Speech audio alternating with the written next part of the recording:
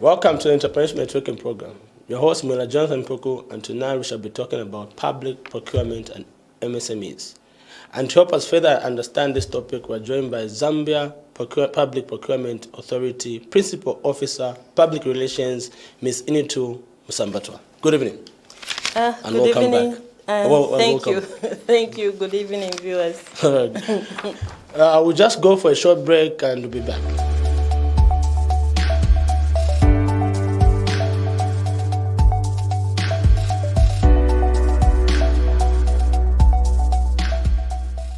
Welcome back to the Entrepreneurship Networking Program. As we were saying, we're talking about public procurement and MSMEs, and we're joined by ZPPA, the Zambia Public Procurement Authority. So, Madam, when we just get to it, before we actually get to the questions, obviously for the people out there that may have not heard about ZPPA, would you just kindly give us the mandate of ZPPA? What's the mandate of ZPPA? Okay, firstly, let me give you a background of what ZPPA is.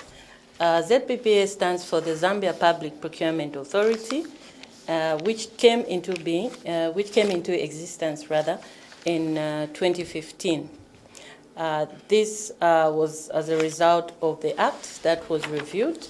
ZPPA was formerly known as the Zambia National Tender Board, and the Zambia National Tender Board was mandated by the ZNTB Act of 1982, which was reviewed and replaced by the Public Procurement Act number 12 of 2008. Now, when under the Zambia National Tender Board, ZNTB, the responsibility of the Tender Board was to provide both the oversight and procuring function. So the Zambia National Tender Board used to provide the regulatory function as well as procure goods, works, and services on behalf of procuring entities in Zambia. And what I mean by procuring entities, these are public institutions that use public funds. Okay. So in 1998, under the Public Procurement Act number 12 of 2008, that gave the authority to Zambia Public Procurement Authority to devolve the functions, to actually the Zambia National Tender Board to devolve the functions of procuring to the procuring entities. Oh, yes. And then the Zambia National Tender Board evolved into ZPPA, what we call ZPPA, and it had the sole responsibility of regulating public procurement, and it came into existence in 2015. And the 2008 Act was reviewed in order to enforce certain mechanisms in public procurement and to provide international best practices, and also in order to enhance competition, accountability, and transparency in the public procurement system.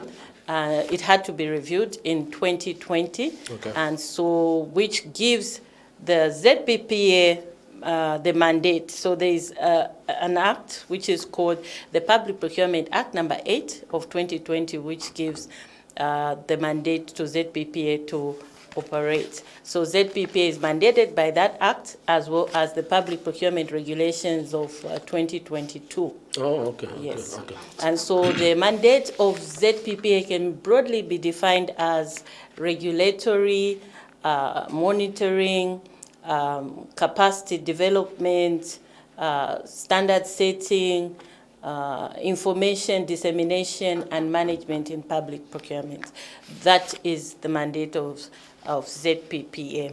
But of course, I can expand more on the structure of the institution. Okay. Yes. So ZPPA has about 8 departments. We have what we call the Compliance Monitoring Department, which is responsible for carrying out compliance and capacity assessments, procurement audits, contract execution, contract monitoring, okay. And as well as performance monitoring of procuring entities. And We have what we call the Research and Capacity Development Department, which undertakes research on behalf of the authority, and it's mandated to undertake research and also to promote and coordinate the capacity development in public procurement. And it's responsible for ensuring that the market price index is produced, and other standard public procurement documents and formats, such as standard solicitation documents. And so that's what that department is responsible for. And of course, other research and advisory services that it provides to the authority as well as the procuring entities. And to a certain extent, suppliers and other stakeholders. Then we have what we call the Board and Legal Affairs, which provides legal and advisory services to the authority to ensure that the authority performs its functions in accordance with provisions of the Public Procurement Act and Public Procurement Regulation. It also coordinates the board and board committee meetings. And we have, of course, the finance department that manages finances and coordinates finances of the authority and prepares financial statements and reports for decision making. And we have the Human Resource Department, which is Human Resource and Administration Department, which is responsible for the daily operations of the organization, administratively, to ensure that the staff perform very well, and also it looks into staff welfare issues. And we have the Electronic Government Procurement Unit, which is responsible for rolling out the EGP system in all the parts of the country and ensuring that the EGP system is fully utilized by all procuring entities, and every quarter the unit targets certain procuring entities and suppliers in the country to train them on how to use the EGP system. For suppliers, they're trained on how to register on the system and how to register, how to submit bids on the system, and you'll find that there are even online modules on how to do that, so that you are able to have self-registration. And also it trains suppliers, procuring entities, procuring entities in all the countries, in all the parts of the country, rather, in all parts of the country.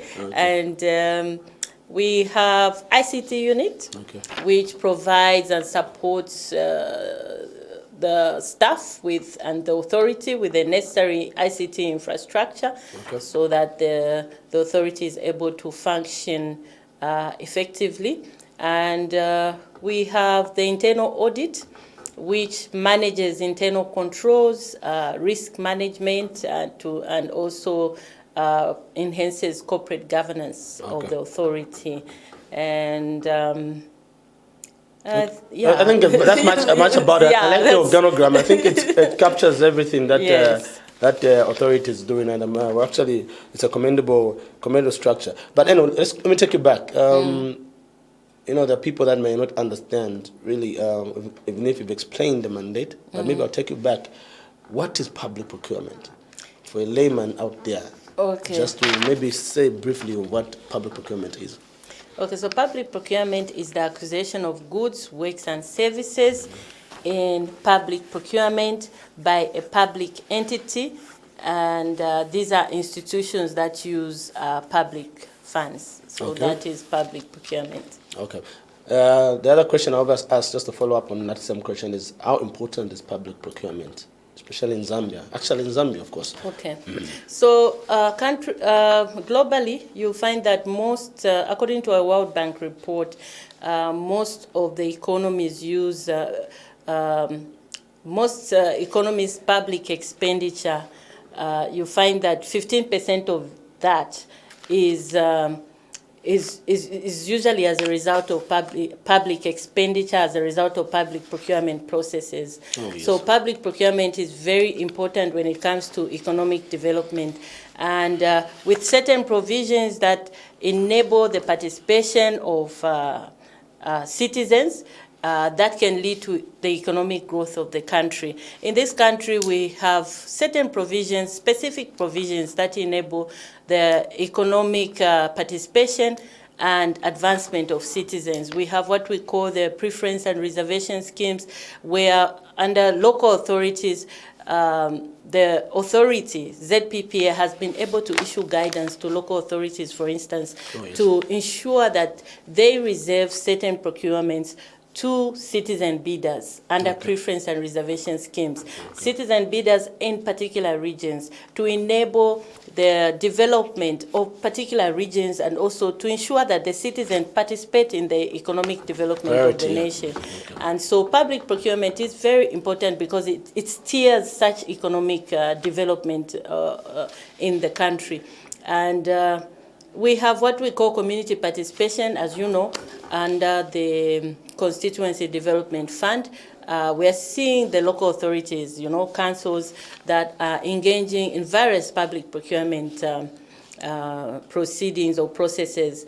And so through that, ZPPA has been able to provide guidance to local authorities to reserve procurement to communities, to constituencies, or districts, for instance, to citizens in particular communities and districts, so that those citizens in those communities can participate in public procurement and they can improve their livelihoods. So this is how public procurement is very important. This is what gives it that relevance and importance. Okay, that's interesting. The country. That's very interesting. So, are this public procurement process? Is a public procurement process regulated in Zambia? Is it regulated because it's a process? But are there some regulations that actually encompasses this procurement system? Yes. So, in order to regulate public procurement, we have what we call the Public Procurement Act number 8 of 2020, which has provisions on how to carry out certain procurements, and we have what we call the Public Procurement Regulations. It provides procedures on how to carry out procurement processes. Okay. So the Public Procurement Regulation interprets what is in the Public Procurement Act and also provide guidance on how to execute and implement the Public Procurement Act. Okay. Yes. So the Public Procurement Act is the law that regulates public procurement in the country. Okay. Okay. So is there a department that actually tries to ensure that there's regulation from the department sector? Okay. So from what I explained, we have the Compliance Monitoring Department. This is a department that ensures that the public there's adherence to the Public Procurement Act by procuring entities. Yes, yes. And it does that by undertaking what we call the capacity assessments and visits. Okay. So when we conduct capacity assessment and visits, we actually check the procurement units in various public institutions, procuring entities. What we do is we go to those particular institutions or particular organizations, public organizations, and check what is in the system in terms of the unit. Do they have the adequate resources such as manpower? Do they follow the processes in public procurement? How do they conduct the procurement committee minutes? Yes. Do they write the minutes? Do they review the minutes? Do they submit them in good time?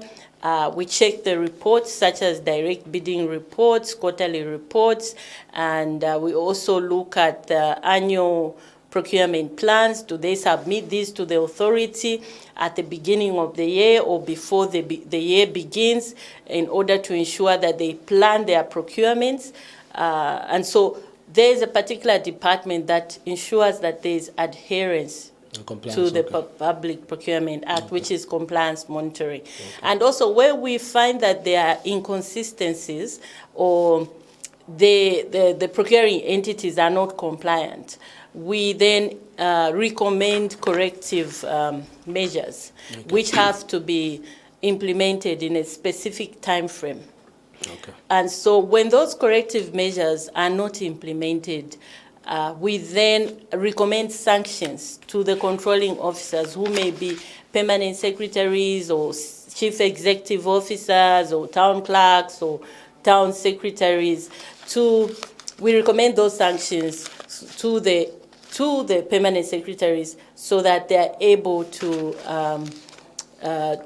institute sanctions to the erring procurement officers. Oh, okay. Yes, and of course, there are cases sometimes when we recommend administrative sanctions to a particular procuring entity. Okay. So we do that in order to ensure that there's adherence to the Act, the Public Procurement Act, number 8 of 2020, and public procurement regulations. Okay. And also, we do not only aim at recommending sanctions, we also carry out what we call capacity building programs. So under the research and capacity development, we've got tailor-made programs that aimed at building the capacity of procuring entities so that they are able to be sensitized on the provisions of the Public Procurement Act and public procurement regulations so that when they undertake procurement activities, they are able to follow the provisions of the law. Okay. And so we train them every quarter. We have physical training workshops, and they are undertaken in various provinces and districts. I should mention that from January to June this year, the authority has trained about close to 3,000 controlling officers alone, and some procuring entities through virtual training workshops. So we have physical meetings as well as virtual training workshops. This year alone, from January to June, we organize virtual workshops. We organize virtual workshops for permanent secretaries in the country and all the chief executive officers of statutory bodies, parastatals, state-owned enterprises. Starting from February to about last week, we've been undertaking such trainings, and where the Secretary to the Cabinet has actually been officially opening such workshops, and that is where we've trained about 3,000 participants. But we have other programs where we train the procurement officers as well, the heads of procurement, heads of department, to ensure that they are sensitized on the provisions of the Act and they adhere to the Public Procurement Act. That's interesting. Obviously, the authority has been implementing the EG system, the Electronic Government Procurement System, and it's actually a very good system. I've actually had a view of it. But maybe you can just give us a highlight, just a general highlight of how the system is and how it's actually going. Okay, so the system started as a pilot project in July 2016, and at the time only 7 entities, procuring entities, were registered, and now we have close to about 4,000 procuring entities that are registered on the EGP system, which is quite an achievement. And what the system does is that it enables procuring entities engage suppliers on that platform. It's a transparent way of advertising tenders so that anyone in any part of the country is able to see tenders that are being advertised, that are published, for instance, either by the Ministry of Health or a local authority in Mwinilunga, or as far as Chiengi. So it's very transparent, and also it enables any bidder or supplier to submit bids at any point. Yes. You don't have to, a bidder doesn't have to travel to that particular procuring entity to go and submit manual copies, which can be very tedious. Yes. But now everything is done online. All you need is a laptop. You need internet connectivity at any point. You can actually submit bids anywhere, really, Okay. which is very efficient. Okay. And in the past, there was human interface at every point, which proved to be difficult because that would lead to interference somehow. Okay. But now it's the system itself where you submit bids and it's up to what you've specified in the tender, and if it's in line with what is in the solicitation documents, then your tender can go through. So the EGP system is an efficient way of conducting public procurement, of undertaking any procurement process or proceeding. And we actually have trainings in every part of the country. Every quarter we target suppliers. Okay. Yeah, so every month we have suppliers that we train, and we have procuring entities that we train. And we usually advertise on our website, on our Facebook page, a week before or 2 weeks before we go to that particular district. We advertise and ask for suppliers within those localities to attend the EGP trainings, which are free. Okay. We do not charge for the EGP training. Okay. Yes. Okay. They are free because we'd like the suppliers, when tenders are advertised, would like suppliers to know how to submit bids, Okay. to know how to register their company on the EGP system, and to easily submit bids so that they are successful. And we encourage that fairness Okay. of engaging the private sector. Okay, that's interesting. And I like the fact that, remember that last year we had the theme for the Agricultural Commercial Show was about, technology through innovation. Innovation through technology. Yes. So I just want to talk, obviously, EG system is one of the digitized system that ZPP has actually brought. So what other benefits have you noticed or have you actually observed from the digitized procurement process so far, obviously, from the time the ZPP actually introduced digital way of doing things? Okay, we've seen a number of suppliers registering on the system, and suppliers in remote areas registering on the system. And we've seen people being encouraged to tender, to just participate in tender processes.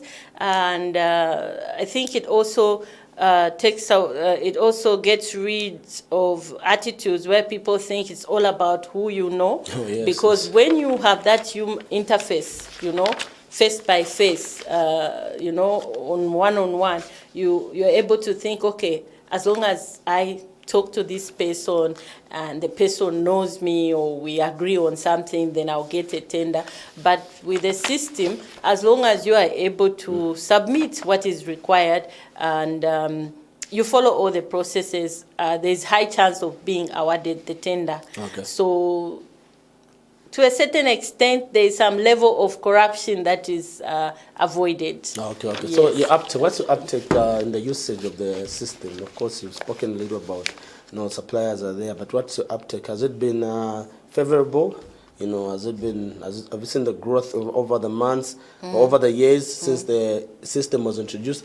What's your take, even as ZPP and even as your office, on how people are actually using the EGP system?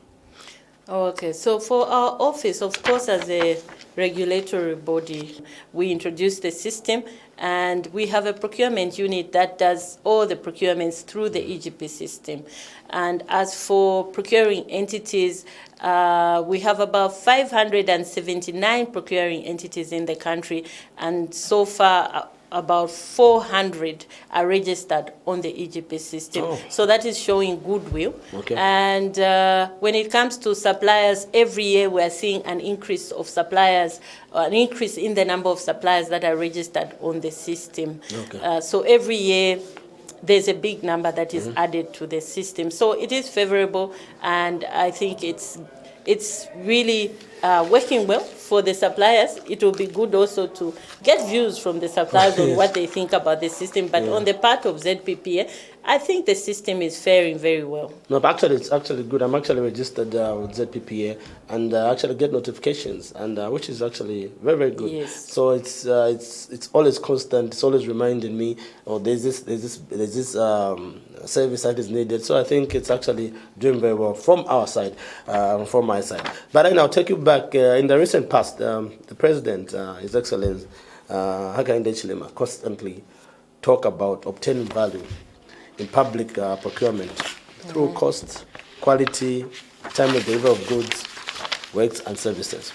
So how is ZPPA, based on what His Excellency was talking about, how is ZPPA implementing the clarion call by the President to actually, to ensure that there is right quality, value, and yes. So as ZPPA, what we do is we encourage procuring entities to appoint contract managers for every contract awarded, because contract managers are able to ensure that the contract is executed within the specified time frame of the contract. Yeah, okay. So without a contract manager for that procuring entity, that's what leads to problems, where you find that the contract has been awarded, but for example, the construction of the building has not been done or undertaken because there's no accountability.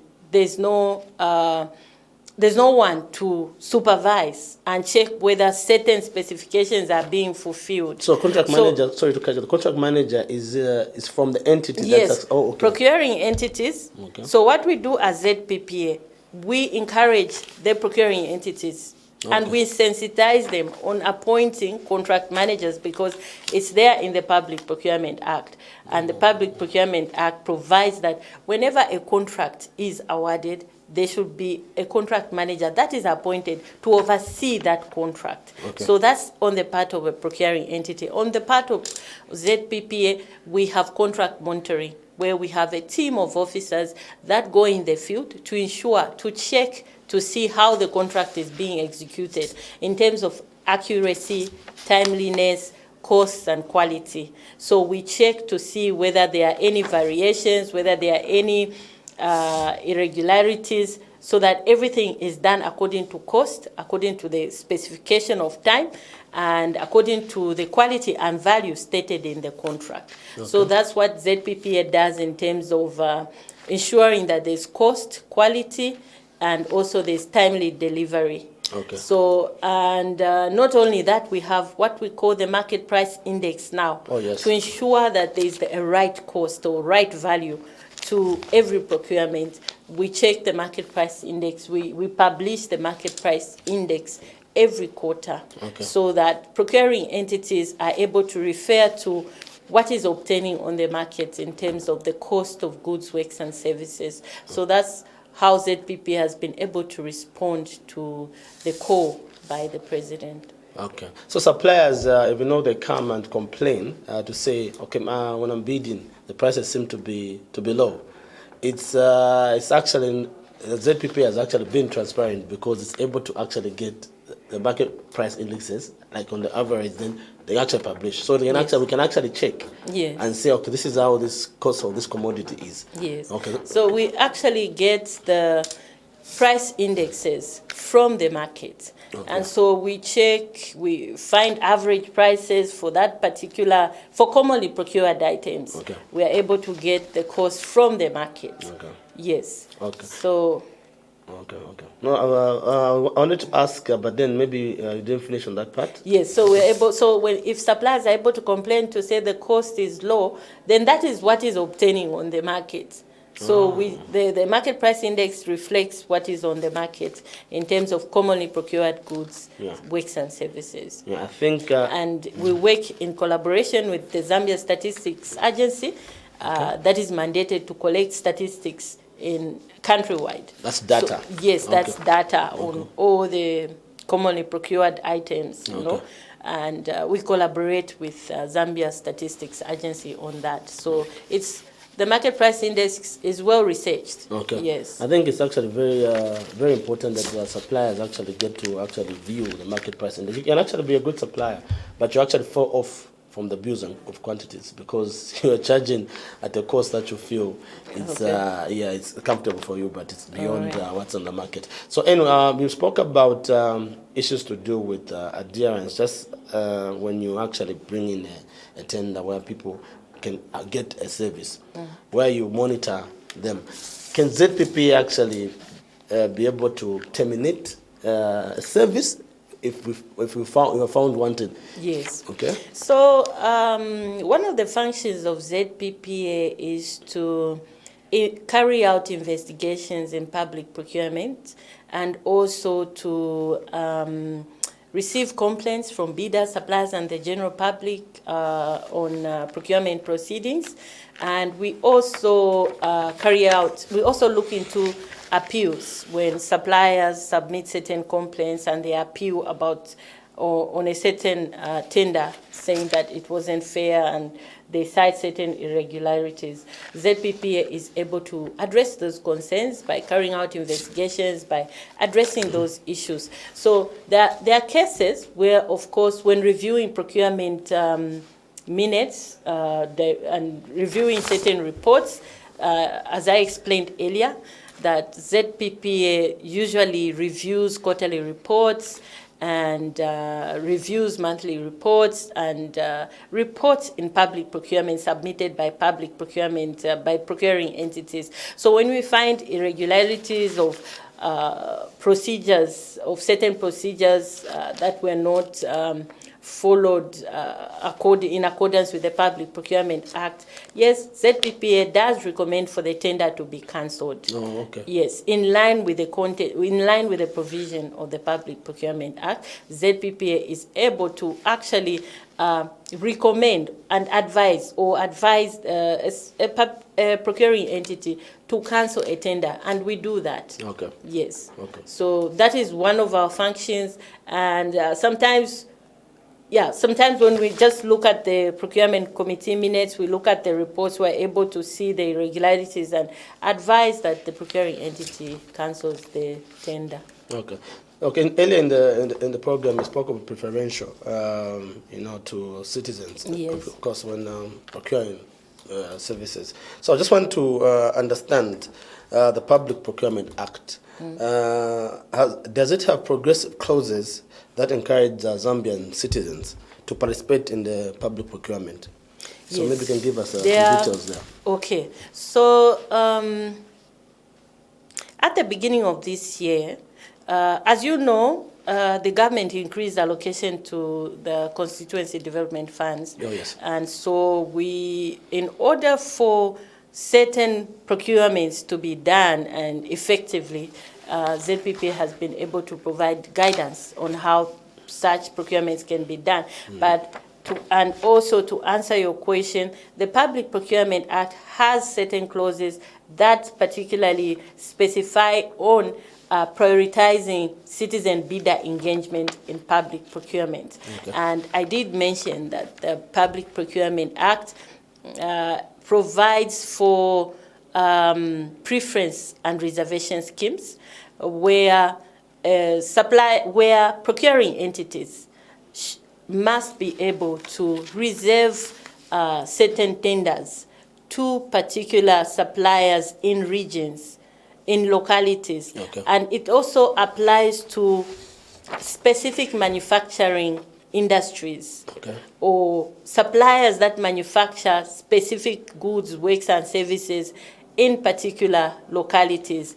The procuring entities should be able to reserve those tenders for those suppliers, for those manufacturing entities, and for those manufacturing industries and suppliers, so that priority is given to the Zambian citizen. Okay. And also, there's what we call community participation method, where procuring entities are encouraged by ZPPA to use the community participation method, where they engage communities in public procurement. For instance, these can be cooperatives, these can be civil society organizations based in communities. Okay. And so we're talking about constituencies, we're talking about districts. Okay. So if when that is done, you find that priority is for the Zambian citizen to engage in public procurement, because when you refer to a citizen bidder, you're talking about a Zambian supplier who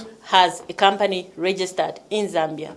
So under preference and reservation schemes, the target is for a Zambian to be engaged in public procurement so that the Zambian is able to progress economically and improve their livelihoods. Yes. And which other clauses? We've got open national bidding. Under open national bidding, priority is to a citizen bidder. Yes, so under open national bidding, these are high-value procurements of 1 million and above, and that's 1 million kwacha and above. So for such, when a tender runs and says it's under open bidding procurement, it means that a citizen will be considered, a Zambian citizen will be given priority as long as the Zambian citizen has a company that is registered and has met all the requirements for that tender. So priority will be for the Zambian citizen, except where the Zambian citizen has not participated in that tender. That's when the tender will be re-advertised in order to consider local bidders. And local bidders are suppliers, foreign suppliers who have a company in Zambia, so we call them local bidders. And then we have foreign bidders who are foreign companies that have foreign nationals with foreign companies. So under open national bidding, priority is to a citizen bidder, and under open international bidding, we first start with the Zambian bidder. So the Public Procurement Act is actually citizen-centric in that it focuses on the Zambian first, and priority is given to the Zambian first to engage in public procurement. That's Ms. Inutu Msambatwa, Principal Officer, Public Relations at Zambia Public Procurement Authority. She's just been talking about, the preferential, and reservation scheme where they actually look at the MSMEs that are in Zambia, that are actually locally and citizenly opened in Zambia and established in Zambia. So it's actually very, very important that you actually get to get more information and actually participate in the Egypt system so that you are able to get a service and you're able to be given that tender. So just as we're going to our final minutes of the program, I would just like maybe to request if you've got any last words for our viewers out there, even as we are closing the program. Well, to our viewers, if you're a supplier, I would like to encourage you to register on the EGP system. When you register on the EGP system, you receive notification of all tenders that are published by either the council or a ministry or a parastatal or a state-owned enterprise. You'll be able to see all the tenders, and you are actually able to choose which tenders you are able to participate in. And all you need for EGP participation or EGP registration is that you must have a 300 kwacha non-refundable fee, and you must have a patents and companies registration agency certificate, and you must have the Zambia Revenue Authority clearance certificate, and you must have an email where you can receive the notifications. And also it's optional for you to provide a company profile, but it works to your advantage. And so the EGP platform is very beneficial because you are able to see all the tenders that are published. And as for if you have questions on how to do self-registration, we have the help desk. You can call, we've got numbers that you can call or WhatsApp, or you can walk to our office and you'll be assisted on any query or complaint that you may have concerning the system. And we have self-initiated modules on EGP system that you can access on our website. We have the e-learning modules on how to register on the system. This provides a step-by-step guide on how to register on the system, and you are also able to be taught on how to submit bids. That is on the part of the supplier. For procuring entities, we also have modules on how to publish tenders. And we have trainings, supplier trainings every month, every quarter, and for notifications, always check our website and our Facebook page. We usually post the dates concerning the day, concerning the trainings, when they'll be held, and in specifying the towns or districts where we'll undertake the EGP training. Okay. And so right now we are undertaking trainings in Northwestern Province, and next week we'll be in Kabompo and Solwezi undertaking trainings on EGP system, and we'll be offering trainings to suppliers and procuring entities. And in terms of capacity and compliance assessments, we undertake this every quarter, and we target certain procuring entities in a province every quarter, so that procuring entities are sensitized. Those are my words. That's actually no. It has been very actually informative. Okay. Because what I think stands out the most is compliance. But then the procurement system is actually local oriented. Kind of a system. So I think we just encourage MSMEs to be actually compliant, to have all those documents you've mentioned, the tax clearance certificate and all those things in place. So I just want to thank you for actually joining us, according to the time. This has been a very informative interview for myself and actually for the MSMEs out there. Thank you so much for Thank you for inviting me. Okay. We are looking forward to more collaboration with you. And next time, actually make it more interactive. People will be able to ask questions for some that I haven't asked. All right. Okay. All right. Thank you, viewers, and see you next time.